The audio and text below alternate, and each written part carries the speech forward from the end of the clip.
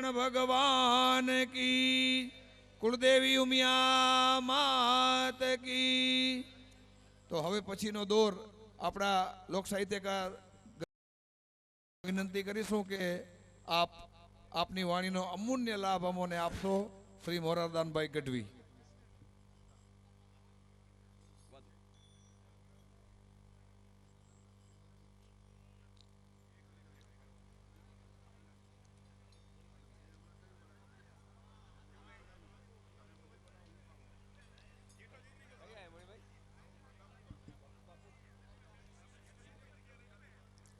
Hello hello,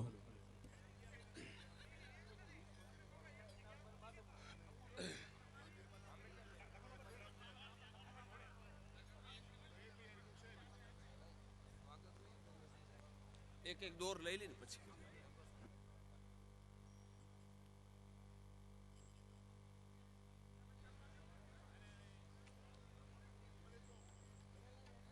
hello hello hello, વાદોસ વાહ ક્યાં બાત।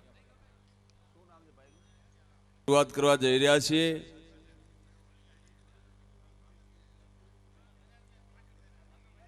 આ વંદનીય સંતોની ઉપસ્થિતિ કચ્છની આ ધીંગી ધરા અને એમાં એક કલાકાર દોરાવા ચાતરે એવો આ માંડવીનો વિસ્તાર, જ્યાં બ્રહ્મલીન પૂજ્ય નારાયણ બાપુએ સાધના કરી હોય, સમર્થ વિધિ તો સમો ઘડ્યો ને બીજો ઘાટ, શ્રી નારાયણ પ્રેમે નમુ। હવે સ્વર આલમ સમ્રાટ ભજનની દુનિયામાં અત્યારે જે મદ લઈને ફરે છે ને, એ બધાને એક વખત માંડવી હામી નજર કરવી પડે, ચપલેશ્વર બાપા હામી નજર કરવી પડે, એવો આ વિસ્તાર છે જ્યાં કલાકાર દોરાવા ચાતરે એની ખબર પડે। અને એમાં રાયણનું પાદર નવનાથ માયલો નાથ ધોરમનાથજી બાપાના જ્યાં બેસણા હોય, અને યા દેવી સર્વભૂતેષુ ભગવતી શક્તિમાં રૂપેણ સંસ્થિતા, નમસ્તસ્ય નમસ્તસ્ય અને નમસ્તસ્ય નમો નમઃ। અને યા દેવી સર્વભૂતેષુ ભગવતી ઉમયામાં રૂપેણ સંસ્થિતા, નમસ્તસ્ય નમસ્તસ્ય અને નમસ્તસ્ય નમો નમઃ। માને માનવા વાળો સમાજ, રાયણ ગામનું પાદર, પવિત્ર એવો ચૈત્ર માસ, અને એમાં શ્રીમદ ભાગવત દશા અવતાર જ્ઞાન યજ્ઞ સપ્તાહ, વિશ્વ વંદનીય સંત પરમ પૂજ્ય મહંત શ્રી જનાર્દનજી મહારાજ, સતપંથ જ્યોતિ મંદિર ફૈજપુર મહારાષ્ટ્ર, અહીં ભાગવતજીનું રસપાન કરાવતા હોય। ભલો કરવો ભવ તરવો, ભાગવત સે રાખવો ભાવ, ખીમરા ઇન ખલક મેં હેલો નહીં હાવ। હું તો ધન્યવાદ આપીશ અહીંના આયોજકોને, અહીંના જે કાંઈ સમિતિ છે એને આવું રૂડું એક ધર્મને શોભે એવું, એક ભારતીય સંસ્કૃતિને શોભે એવું જ્યારે કાર્ય રાયણના પાદરમાં કરી રહ્યા છે ને, એ માણસોને જેટલા વંદન કરીએ એટલા ઓછા પડે। આમાં કોઈ ધંધાની લાલચ નહીં, કોઈ સાહિત્યકાર તરીકે જે માખણ પાલિશ લગાવે એ નહીં, પણ હકીકત છે એ વાસ્તવિકતા હું તમારી સામે રજૂ કરું છું કે પવિત્ર એવો ચૈત્ર માસ। આમ તો અત્યારે બે જણની સિઝન હાલે છે, એક બ્રાહ્મણોની સિઝન હાલે છે ને બીજી અમારી કલાકારોની હાલે છે। બ્રાહ્મણોને જ્યાં જુઓ ત્યાં કથાઓ, જ્યાં જુઓ ત્યાં પ્રાણ પ્રતિષ્ઠાઓ, અને સમાજનો એક જ્ઞાતિ નહીં પણ જેટલી જેટલી જ્ઞાતિ છે એની સંસ્કૃતિ હોય, એની અસ્મિતા હોય, એના કોઈ સદગુરુ હોય, એને એનો ધર્મ વાલો હોય। પછી ગમે તે જ્ઞાતિ હોય, કાઠી કણબી બ્રાહ્મણ કોળી વાણિયા લોહાણા લોહાર હુતાર કુંભાર માળી મોચી મેળા મણકા વાળંદ રજપૂત ગ્રાસિયા રબારી ભરવાડ આહિર હથવારા માલધારી ચારણ બારોટ તુરી મીર લંઘા મેમણ ખોજા ફકીર સીધી મેર ખાંડ દરજી ભાટ ભાટિયા ખત્રી ભણસાલી વાઘરી સોની કસારા સલાડ ભાવસાર છીપા ખલાસી વાજા ખારવા પડાર ઘાંચી ઠાકરડા માછી અતીત બાવા રામાનંદી વૈરાગી વણજારા ભરતરી ઓઢ રાવડિયા બજાણિયા વાદી ભાન ભવાયા સુમરા સમા ખવા સૈનમાં ભીલ ભંગી ચમાર મેઘવાડ અને હરિજન। આ તો શરૂઆત છે। તમે કદાચ 2-2:30 વાગ્યાનું નક્કી કર્યું હોય, પણ આજ જો 4 નો વગાડીએ ને તો અમે અમારો બોલવાનો ધંધો બંધ કરી દઈશું। કારણ કે એક તો સત્સંગનો માહોલ છે અને અહીં જે ભજનો રજૂ કરવાના છે એ કોઈ કલાકારનો દાવો નહીં, પણ એક સંત ભજનો રજૂ કરવાના છે. અને એમાં વિશ્વ પ્રસિદ્ધ ભવિષ્યવેતા સંત શ્રી દેવાયત પંડિતની જગ્યા, આ દેશના સંતોની આગમ વાણી સાંભળીએ ને એમાં દેવાયત પંડિતની જ્યારે વાત આવે ને ત્યારે તો બાપુ નત મસ્તકે વંદન કરવાની ઈચ્છા થઈ જાય. એવા જેને કહેવાય એવા વિશ્વવંદનીય સંત. અને એની જગ્યામાંથી મહંત શ્રી ધનેશ્વર ગિરિજી બાપુ અહીં સંતવાણીના આરાધક, માણસોને રાજી કરવા માટે તો વાણી જે કાંઈ કલાકારો પીરસતા હોય, પણ ઈશ્વરને રાજી કરવા માટે, પરમ કૃપાળુ પરમાત્માને રાજી કરવા માટે જે વાણી પીરસવાની હોય ને એ વાણીના આરાધક બાપુને આપણે ભાવથી સાંભળશો. અહીં બેંજા ઉપર જે સંગત કરે છે ભાઈ મુસ્તાકભાઈ, બહુ રૂડો અમારો જુવાન બેંજો વાદક. જમણી બાજુ તબલાની જ્યારે વાત આવે ત્યારે અમારો જાહેરમાં દાવો છે આખા ગુજરાતમાં 3 થી 4 તબલિયા તબલચી બહુ સારું વગાડે છે. એ જનાર્દન બાપુને પણ ખબર હશે. અને એમાં ભજનની દુનિયામાં જેને બહુ ટૂંકા ગાળામાં જબરજસ્ત નામ કાઢ્યું છે, માંડવીને ગૌરવ અપાયું છે, કચ્છને ગૌરવ અપાયું છે, એવો અમારો હસિયાભાઈ ઉસ્તાદ આજ તબલા ઉપર સંગીત કરે છે. એની બાજુમાં ભાઈ અબ્દુલભાઈ, એ પણ તબલા ઉપર સંગીત કરે. 2 મંજીરા વાદક રતન ભારતીજી, એક તો ભેખનો દીકરો ને એમાં મંજીરા, એની મોજ કાંઈક અલગ. બાજુમાં ભાઈ યોગીભાઈ, આ 2 મિત્રો મંજીરા ઉપર, સદગુરુ સાઉન્ડ કલ્યાણ પર. અને પૂરું વિશેષમાં સોનામાં સોગંદ એ છે કે વંદનીય પૂજ્ય બાપુ અહીં ભગવાધારી સંતો બેઠા છે. હું તો કાયમ કહું છું કે સંતવાણીનું આયોજન હોય કે કથાનું આયોજન હોય, એમાં એક જો આ દેશનો ભગવાધારી બાપુ સંત ન હોય ને તો સમજવું કે આમાં કાંઈક આયોજનમાં ખૂટે છે. આજ પૂજ્ય બાપુ વંદનીય સંતો અહીં ઉપસ્થિત છે અને એની હાજરીમાં સંતવાણીની આપણે શરૂઆત કરીએ. એક ચોખવટ જરૂર કરીશ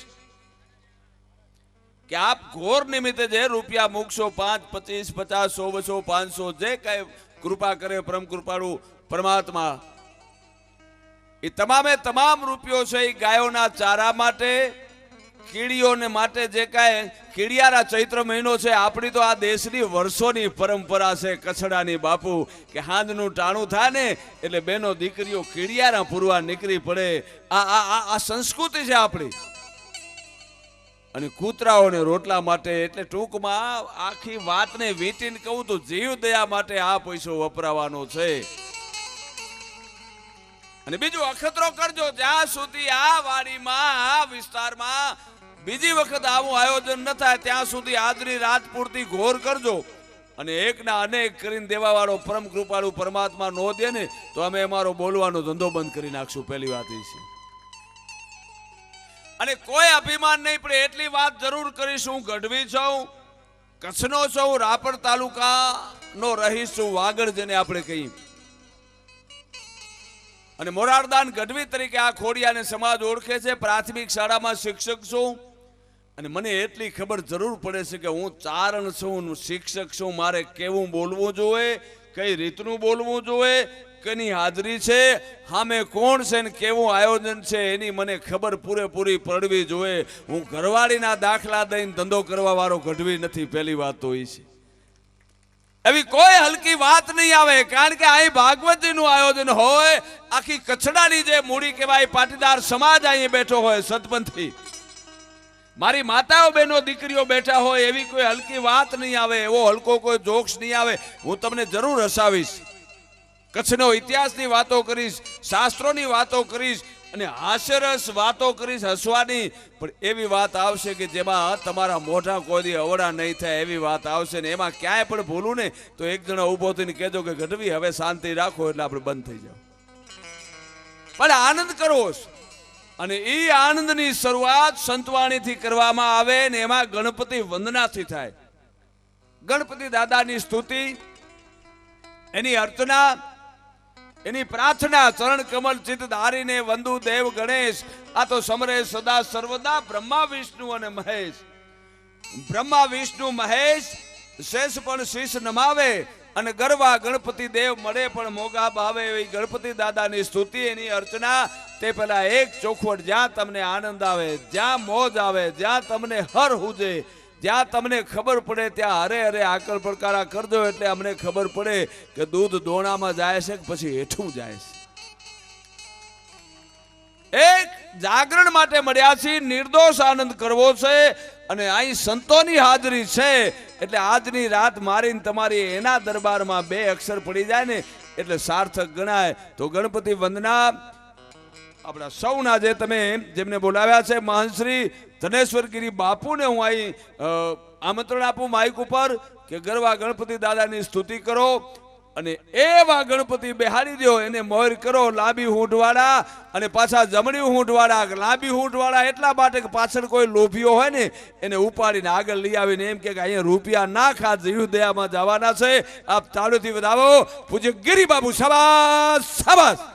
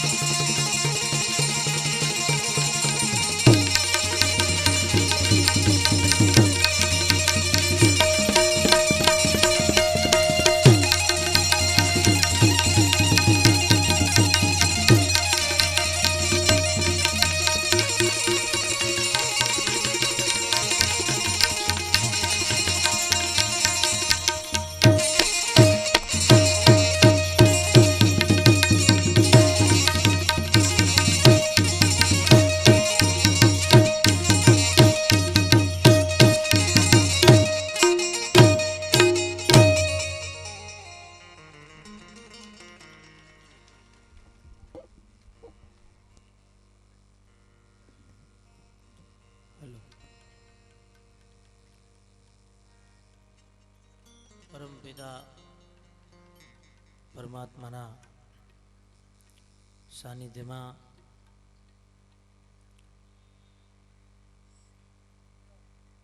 દશાવતાર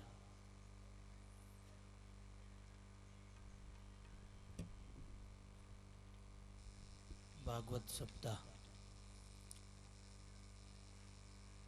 ધાર્મિક મહોત્સવ આયોજન રાયણ ગામમાં પૂજ્ય જનાર્દન મહારાજની ઉપસ્થિતિમાં ઉત્સવ ઉજવાઈ રહ્યો છે. પૂજ્ય મહારાજ શ્રી પધારી રહ્યા છે.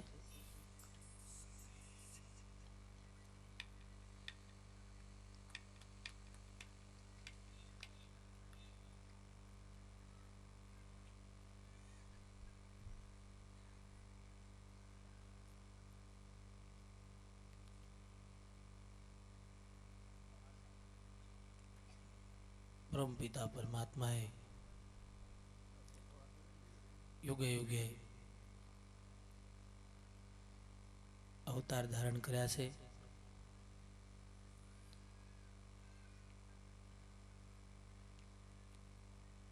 એની ઝાંકી આપણને પૂજ્ય મહારાજ શ્રી અપાવી રહ્યા છે. 4 દિવસ થયા, 5 દિવસ થયા, 4 દિવસ, છઠ્ઠો દિવસ છે આજે. આપણને પૂરેપૂરી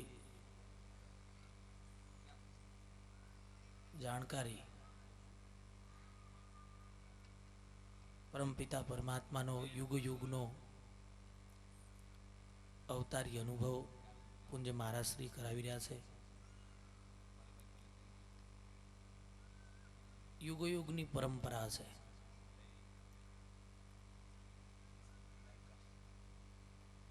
કેવા કેવા સ્વરૂપે ભગવાન આ સૃષ્ટિ પર હાજર થયા છે.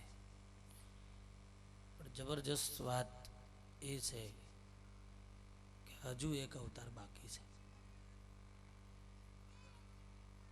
એ વાત આપણને કરશે. અધ્યાત્મ સંતો જોડે ચાવી છે આની. મહાપુરુષો આપણને બતાવે છે.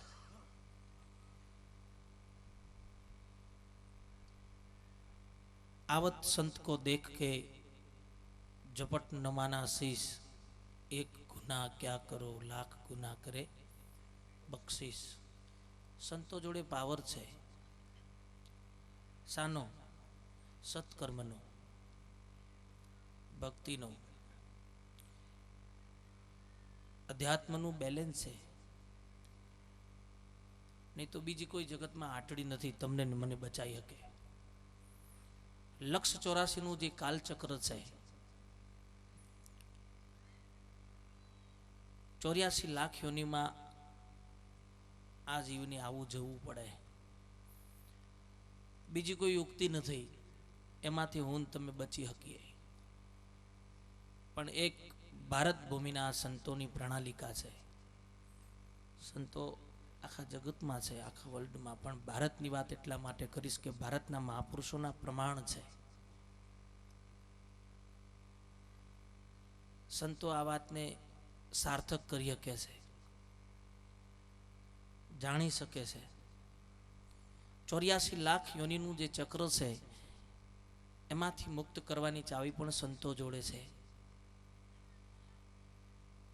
અને ઈશ્વર સુધી પહોંચતા ભગવાનની જેને ઝાંક કરી છે, જેને બ્રહ્મને ભાસ્યું છે, ઈશ્વરની જેને ઓળખાણ થઈ છે, એવા મહાપુરુષો ભગવાન સુધી પહોંચતા વચગાળાના જીવનમાં જે અનુભવ થયા છે એ ભજન દ્વારા મૂક્યા છે. એટલે સંતવાણી પણ આપણે ભેગી રાખી છે. એમાં ભજન છે ને,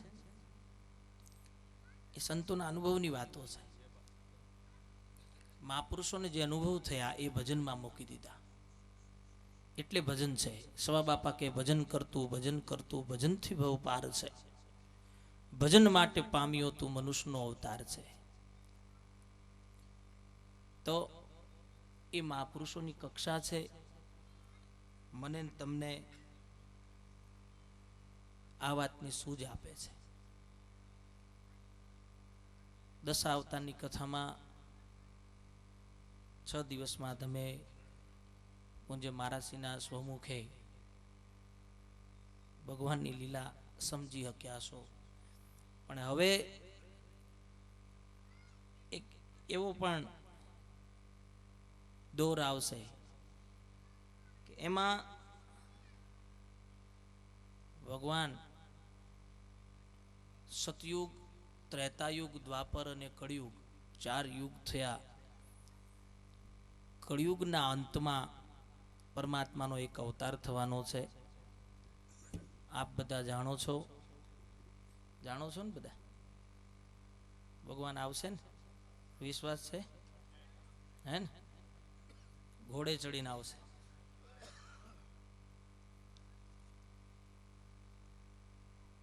જતી સતીને સાબરમતી, ત્યાં થશે સુરાનો સંગ્રામ. કાયમ જેદી કાલંગાને મારશે, નકડંગ ધરશે નામ. એવું જાણો છો ને? ભારત ભૂમિના જ સંતોએ વાતો કરી છે. બહારના સંતો કોઈ નથી. ભારત સંસ્કૃતિના સંતો છે, મહાધર્મના સંતો છે, મહાધર્મના માલવી મહાપુરુષો છે. અને એ સંતોએ જાણ આપ્યા છે કે હજુ ભગવાન આવશે. અવતાર તો અનાદિકાળ સુધી થવાના, પણ હવે કળિયુગનો અંત છે. કળિયુગના અંતની વાત કરી છે કે કળિયુગનો અંત આવે અને સતયુગનો પોરો ચાલુ થાય. હવે પછી કયો યુગ આવશે? 5મો યુગ. એનું બીજું કોઈ નામ નહીં હોય. સતયુગ આવ્યો, પછી ત્રેતાયુગ, પછી દ્વાપર યુગ ને કળિયુગ ને હવે પછી પાછો. મારી વાતમાં સમજણ પડે છે ને બધા બહેનો? હવે પછી કયો યુગ આવશે? સતયુગ. તો સતયુગમાં કોણ હશે? સતિયા પુરુષો. કુળિયા કપટીનો અહીં જગ્યા નહીં હોય. જેના કુળ હશે, કપટ હશે. સતિયા પુરુષની જરૂર હશે ને એટલા માટે ભગવાન પાછા પ્રગટ થશે. કુળ કપટ વધશે ને. દેવાયત પંડિત મહાપુરુષનું આગમ છે. પોરો આવશે સંતો પાપનો. કેમ અવતાર લેવો પડશે? તો કે પોરો એટલે સમય. પેલા ઘડિયાળ નહોતી. દિવસના રાતના 8 પોર થાય. 4 દિવસના ને 4 રાતના 8 પોર. 8 પોરનો એક દાડો પૂરો થાય. એમ એક જબરજસ્ત પોરો આવશે, એક સમયનો એક વિભાગ આવશે. ને એમાં દેવાયત પંડિત બોલ્યા છે કે પોરો આવશે સંતો પાપનો, માં ધરતી માગશે ભોગ. કેટલા ખડકે સહારશે ને કેટલા મરી જશે રોગ. કળિયુગનો અંત આવશે ને, આ સૃષ્ટિ ઉપર પાપ વધી જશે. તમને મને દેખાશે નહીં, પણ અંદર ખાનગી ઘણા કુકર્મીઓ હશે. આપણે ઉપરથી ન જોઈ શકીએ, પણ અંદરથી કુકર્મીઓ હશે. અને એના કારણે આ માં ધરતી ભોગ માગશે. આનાથી ભાર નહીં જીલાય પાપીઓનો, એવા પાપી થશે. સંતોના શબ્દોએ કામ ન લાગે એવા આવરણ ચડી જશે આ શરીર ઉપર. નહીં તો શબ્દ તો છે ને પાર ઉતારી દે. શબ્દ આર શબ્દ પાર, શબ્દ સે સબ જગ ડગ ઢેરિયા. जिन शब्द से साहेब मिले सो सदगुरु हमेरिया. શબ્દ છે ને, શબ્દની શાન છે ને, પાર ઉતારે. પણ શબ્દ રે ક્યાં? શબ્દ લાગશે નહીં, કારણ કે એ શરીર ઉપર આવરણ હશે. એક મહાત્માને ત્યાં એક ભાઈ કાયમ મહારાજને ત્યાં જાય આશ્રમમાં. મહાત્મા આમ બિહાર બાજુના, અડધું હિન્દી ને અડધું ગુજરાતી ને એવું ગરબડ ગોટાળા કરતા હતા એવા મહાત્મા. અને મહાત્માને ત્યાં જઈને કાયમ કે બાપू मेरे को कुछ ऐसा आशीर्वाद दे दो मेरा सब ठीक ठाक अच्छा हो जावे. बापू एवा था कि अभी थोड़ा बहुत सेवा कर ले फिर बाद में आशीर्वाद दे देगा. पाछो 2-4 दाड़ा पूजा अर्चना કરીને પાછો ફરી કે બાપू अब तो कुछ दे दो. तो કે अभी देर है, अठवाडिया के बाद देगा. અઠવાડિયા એટલે આપણા એ બાજુના હપ્તા. મહાત્માએ થોડું લાંબે કરે રાખ્યું. મહિનો એક સેવા કરીને બાપુ એક દાડો ખુશ થઈ ગયા કે બચ્ચા આજ માંગ લે, જો માંગના હે વો દે દૂંગા. અને આ કળિયુગનો વાયરો અને અડેલો સ્વાર્થી જીવડો તો કે બાપू थोड़ी बार ठहरता है तो लिस्ट बना लेता हूँ क्या क्या मांगने का है. આને લિસ્ટ બનાવ્યું મોટું, 4-5 બંગલા, 100 વીઘા જમીન, 3-4 બોર ને આ બધું ઘણું બધું માગી લીધું, લિસ્ટ બતાવ્યું. બાપુ વિચારમાં પડી ગયા કે આ તો જબરો માણસ, આને શું શબ્દ શીખાવવો પડશે, ક્યાંક જ્ઞાન આપવું પડશે. એમ કરીને બાપુએ કીધું કે એમ કર, તને આપી તો દઉં પણ એક શરત છે મારી. તો કે શું? તો કે પાડોશી ડબલ હો જાएगा. पेलो के बापू सुबह में आएगा, अभी नहीं जवाब दूंगा. तो क्या कोई बात नहीं, कल आने का, लेकिन पड़ोसी को डबल हो जाएगा, तेरे को दे तो सब दूंगा. तो क्या ठीक है. आखी रात पेला ऊंघ ना आई, विचारवा पड़्यो बापू आपवान तो घणું કીધું પણ ડબલ થઈ જાય એ પોહાતું નહોતું. અને બરાબર મધ કળયુગની અંદર આવીને વસેલો માણસ હતો.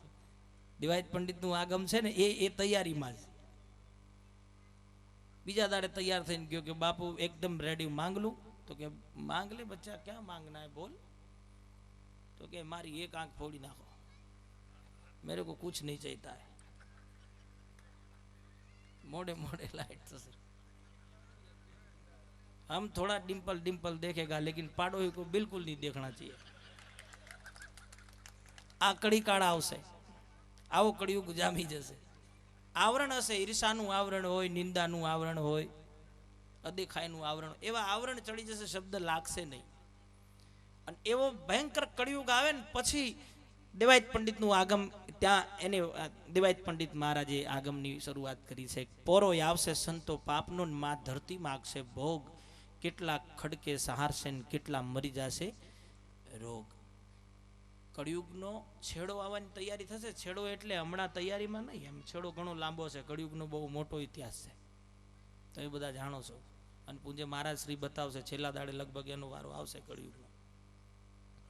આવતીકાલે કળિયુગની તૈયારી છે, એટલે આપણે તૈયારી રાખજો હવે કળિયુગમાંથી કેમ બચવું હોય. છેલ્લી વાત છે કે આવો સમય આવશે ને પછી અવનવા તુસ્કાઓ, કારણ કે ભગવાન આવવાના છે, ભગવાનની તૈયારી થશે ને એટલે સફાઈ થશે. પહેલા તો આપણે કોઈ સારા હોદ્દેદારો આવતા હોય તો કેવી તૈયારી, એલર્ટ રહી જઈએ. એમ ભગવાન આવવાના છે તો કેવી તૈયારી હોય. એટલે મહાયોદ્ધાઓ પણ છે આગળ એની તૈયારી કરવા માટે. એની શરૂઆતમાં જ્યારે ભગવાન આવશે ને ત્યારે એની સાથે કેવા કેવા મહાપુરુષો છે. પહેલા પવન ફરૂકશે, નદીઓમાં નહીં હોય નીર, ઉત્તર દિશાથી સાહેબો આવશે ને આવશે હનુમાન જતી. ભગવાનની સાથે કોણ હશે? હનુમાનજી મહારાજ. તમે વિચાર કરો કે હનુમાનજી રામચંદ્ર વખતે કેવા કામ કર્યા હતા, એ ફરી આવવાના છે. બીજું કોઈ કામ નથી, એમનું કામ એ છે કુડિયા કપટીનું સફાયો કરવા માટે. એટલે વિચાર કરી લો, તમારે મારે બધાને એ વિચાર કરવાનો રહ્યો હવે. એના માટે જ આવશે. અને હનુમાન જતી મહારાજ ઘણા અમને એવું કહે છે કે હનુમાન જતી તો હવે શું આવતા હશે, તો ગયા ઘણા વર્ષો થઈ ગયા. હનુમાનજી મહારાજ હવે ફરી કેમ આવે? પણ હનુમાનજી મહારાજ તમે રામાયણ વાંચો અથવા તો રામાયણ સાંભળજો, એની એક્સપાયર ડેટ જ નથી. હનુમાનજી ક્યારે મર્યા એ ક્યાંય તમે ચોપડામાં નહીં જુઓ. એ અમર પદવી છે. અને જ્યારે આ સૃષ્ટિને જરૂર પડે ત્યારે મહાપુરુષો મહાયોદ્ધાઓ ફરી અવતાર લેશે. એવા તો ઘણા આગમ છે. સહદેવ જોશીનું આગમ છે. વડતે પાણીએ વણ ઝરૂખડે ને ડાળીએ મૂળ આવેગા, હંસલા હસે ઉડન લાગશે ને કાગડા આવી બેઠેગા, સહદેવ કહે અમે નહીં રહીએ પાંડવો, એવા કળિયુગ આવેગા. 5 પાંડવો વખતે સહદેવ જોશીએ વાત કરી હતી કળિયુગ ભયંકર આવે છે. એ 5 પાંડવોને અમર પદવી છે. 5 પાંડવોને અમર પદવી હતી. એ વખતે સહદેવ જોશી 4 ભાઈઓને પૂછે છે કે આવો કળિયુગ આવે છે, તમારે રહેવું છે? 4 ભાઈઓ કે કેવું આવશે અમને છણાવટ કરીને બતાવો. તો કે ગુણવંતી નારી લજ્જા મૂકશે, વેશા લાજુ કાઢેગા, પોતાના પતિનું બુરું વકીને પર પુરુષ હામું જોવેગા, સહદેવ કહે અમે નહીં રહીએ પાંડવો, એવા કળિયુગ આવેગા. ફરી કીધું હવે કાંઈ? તો કે સાડો આવે તો મુખડું મલકે, ભાઈઓમાં વેર ભાડેગા, સાડી આવે તો સાડી ઓડી જાય, બેની આહુડા પાડેગા, સહદેવ કહે અમે નહીં રહીએ પાંડવો, એવા કળિયુગ આવેગા. આવો કળિયુગ આવશે. તો કે કરવું શું હવે? પછી નિર્ણય કર્યો કે 5 પાંડવો હાલ્યા હિમાળે, અને હિમાળે જઈ હાડ ગાળેગા, સહદેવ જોશી આગમ ભાખ્યા, જે જીવેગા વો નર દેખેગા. જે હશે ને એ જોશે, પણ એ મર્યા નથી. હાડ ગાળી દીધા. એમની જરૂર જ્યારે પડશે એમાં પાછા દેવાયત પંડિત એના પૂરક બન્યા. જતી સતીને સાબરમતી ત્યાં થશે સુરાનો સંગ્રામ કાયમ જેદી કાલંગાને મારશે નકળંગ ધરશે નામ. અને એ સમયની વાત છે. કાંકરિયા તળાવે તંબુ તણાશે. આ કળિયુગનો અંત આવે ને ભગવાનની તૈયારી થશે. તમે નકળંગ ભગવાનની તો જાણો છો ને બધા વાત. નકળંગ ભગવાન આવશે અને એની એદાણી દેવાયત પંડિતે આપણી નજીકમાં ગુજરાતની જ વાત કરી છે. એમાં કાંકરિયા તળાવની વાત કરી. કાંકરિયા તળાવે તંબુ તણાશે 100 ગામની સીમ રૂડી વેડા હશે રળિયામણી ને ભેડા હશે અર્જુન અને ભીમ. આ લોકો પાછા ફરી આવશે. શું કરવા માટે? હા, એ તો બધાને ખબર જ છે કે શું કરવા આવશે. કાટ કાઢવા. હવે ભીમ આવે એટલે વિચાર કરો તમે, ધોળકા ધંધુકામ એના તાવડા છે લાડવા બાંધવાના. બાપુ બેઠા ને તે આવડા એવડા એવડા 12 ફૂટનો ઘેરાવા વાળા તાવડા. તો એ ખાતો કેટલું હશે? એ ફરી આવવાનો છે. કુડિયા કપટી જે હશે ને એ મનમાં વિચાર કરી લેવો કે હવે આપણે કળિયુગમાં આપણી જરૂર નથી. એવા મહાપુરુષો મહાયોદ્ધાઓ પાછા અવતાર લેશે.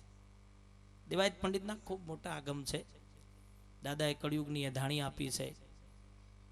એમ કરતા કરતા સફાઈ થશે. કંઈક લોકો રોગથી પીડાઈને મરી જશે. અવનવા રોગ. હવે હમણાં નવો એક રોગ અમારી બાજુ આવે તો મોબાઈલનો રોગ. કોઈને ખબર? લાલ લીટી વાળો. આ બાજુ તમારે કદાચ છાપા વાંચ્યું હશે હે ને? લાલ લીટી વાળો. કશું રોગમાં કંઈ હતું જ નહીં, પણ આમ જોવે ને લાલ લીટી હોય ને તો 10,000 ન હોય તો એ ઘા કરી દે. લાલ લીટી આવી મરી ગયા. હકીકતમાં રોગ નહોતો. 2 વર્ષ પહેલા એક અમારી બાજુ રોગ આવ્યો ચિકનગુનિયા. એ કોઈ મેડિસિન્સમાં નામ જ નથી ચિકનગુનિયા. બોલો રબડ જેવો રોગ. આમ થઈ જાય, આમ કરો ને પાછો મૂળ સ્થિતિમાં લાવો ને તોય પાછો મૂળ એની સ્થિતિમાં આવી જાય. સ્વાઇન ફ્લુ, ઉધરસ થાય ને લોકો મરી જાય. લ્યો, હજુ તો જીવલેણ ઘણાય રોગ આવશે. અસંખ્ય રોગ આવવાના છે. લોકો રોગથી પીડાશે. આ મોબાઈલ રોગ જ છે. આ ગજવામાં વાગતો ને લોકો અહીં ગોતતા હોય. આવ્યો ના હોય તોય ગોતે. એ દેવાયત પંડિતનું આગમ છે. અસંખ્ય રોગોથી લોકો પીડાઈને મરશે. કળિયુગની અધાણી છે. આ કળિયુગના અંતમાં આવું બનશે. ધરતી માથે જેથી હેમળ હાલશે સુના હશે નગર મોજાર. લક્ષ્મી લૂંટાઈ જશે લોકો તણી ના હોય તેની રાડ કે ફરિયાદ. એવા દિવસો આવશે. લક્ષ્મી લૂંટાઈ જશે. એક ગોમતી તળાવમાં હમણાં એક બાજુ બહેનો નાતી હતી અને એક બાજુ ભાઈઓ. તો બહેનો રિયલ તાકાત હતી. એમ ગંગાજીમાં નાયા, જુમનાજીમાં નાયા, મહીસાગરમાં નાયા, સાબરમતીમાં નાયા, માજુમાં નાયા.